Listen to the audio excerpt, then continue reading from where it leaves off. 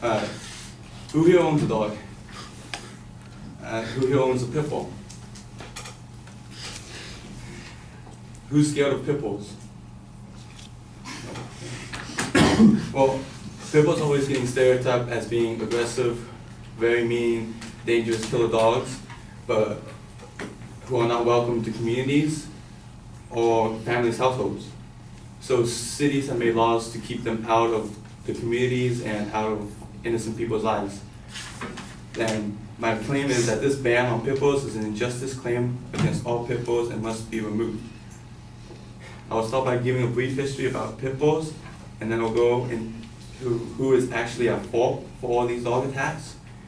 And finally, I will give you some numbers about dog attacks in the past years. The origin of pit bulls came from Greece. They were part of the Molosani family. They were used to help the Greeks fight battles in wars. They had an offspring that was taken to Britain, and when the Romans invaded Britain, they brought them out and took them to Rome and used them in the Colosseum for fighting purposes, for entertainment. When the Normans invaded Britain, they introduced a sport called baiting, which was they put a bunch of dogs in a pit with a bull, and whichever dog either took down the bull or held on to it the longest was the winner and declared a champion. In 1835, Parliament made baiting an illegal sport. So a new sport was created called dog fighting. Well, dogs were put in an arena, two dogs were faced against each other, and the winner lived, the other one died. On the immigration of immigrants from England to America, the English brought over the dogs along with the sport dog fighting. In America though, pit bulls were transformed into being dogs that were used for herding and work dogs. During the time of World War I to the 1980s, pit bulls had increased the popularity within the American society. However, they were still the preferred dog for dog fights and protecting drug lords. To begin my second claim, in which humans or the owners of such dog attacks are to be responsible, not the breed. English philosopher Thomas Hobbes said that every human is born cruel and simply does things to benefit themselves. This quote is true because those dogs that are involved in dog fights, they are raised and bred when they are young to kill mercilessly and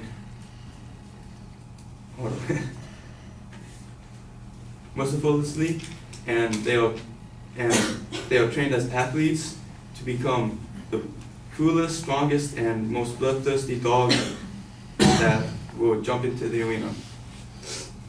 These owners starve and provoke their dogs for long times before a fight in order to get the upper hand against their opponent.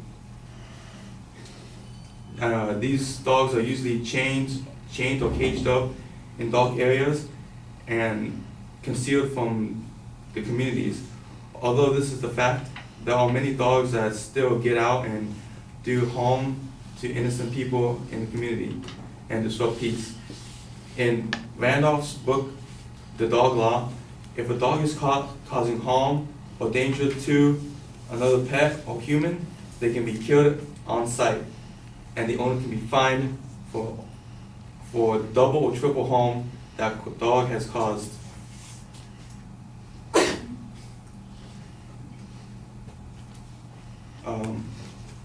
Also, owners must buy licenses for their dogs in order to keep track of which dog belongs to which owner. Although sounds like a great action to do to prevent any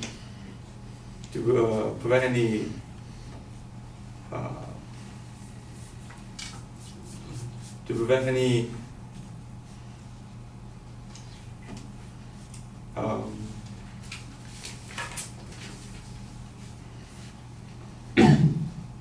this is a great action to do, except many owners do not go out and pay $5 to $15 every year to get their dog licensed. Which brings me to my third point. What is the cause of negligent dog owners? Dog attacks. According to the American Humane Society, 4.7 million dog bites occur every year. 17 of these bites require medical care, and 94% of these acts come from unneutered male dogs, which comes back to the owner's fault and the responsibility to society, which must be to neuter dogs in order to keep them as humane as possible. Dogbite.org recorded that in 2011, there were 31 fatal dog attacks in the U.S. 22 of these were from pit bulls, and 7 of the 22 came from dog attacks were on the owners themselves. 58% of all human deaths come from dogs are on the owner's property, and that they are not chained up correctly. Dogbites.org states that from 2011 to 2012, the percentage of pit bull attacks has decreased by 10%, and these incidents are a result of untamed dog. Are these incidents a result of untamed dog or actions of humans who wish to see, all actions of humans who wish to see their dogs tear each other apart?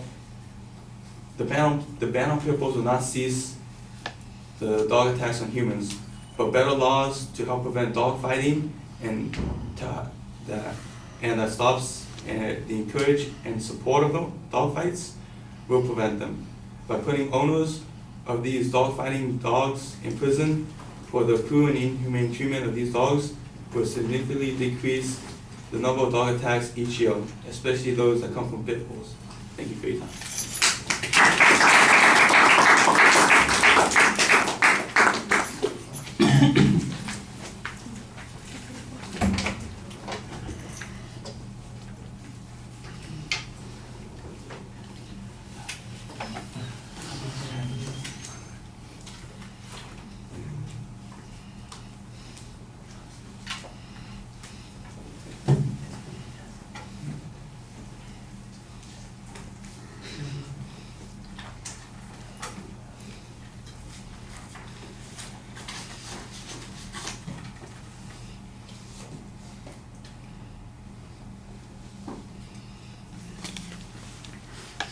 All right, the proposition is phrased as a claim of value and a claim of policy, so neither of those is the claim that you needed, which is a claim of fact. So you've got a problem from the very beginning. You do structurally lay out what the main points are going to be, which I think helps keep the speech organized, but those main points are not really phrased as claims. You're not making inferences. It sounds like it's an informative speech describing what's going on, especially after the first part, which you spend half of the speech talking about the history of dog fighting and getting us up to speed on what was going on in the past without making an inference. I'm not sure why we're getting all that history unless you're ultimately going to make the argument that all of the dangers of pit bulls are a result of people who are engaged in dog fighting and it's not the pit bulls themselves, which I think is probably a good strategy to take as long as you've got some evidence that connects those two things.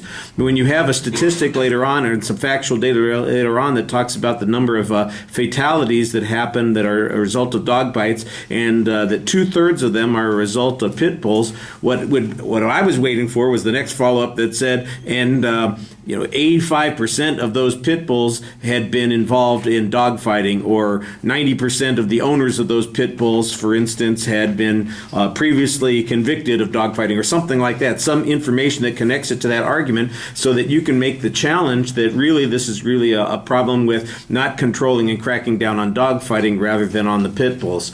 It got a little bit confusing at times because the data that you give on that particular point sounds like it's pretty damning to the pit bull breed. And later on, you do say it's been going down by 10%. I'm wondering, okay, is there an explanation about why that's happened? So that's a little bit inconsistent. I did think that you cited information more clearly in the second half of the speech than in the first half of the speech. But it still needs to come together as a series of clearer claims that build on one another. And I think it's just an abstract kind of presentation of information here that's going to force those who are listening, even if they're paying attention, to work really hard at figuring out how all of this information goes together to support a factual claim on the issue that you're talking about. All right.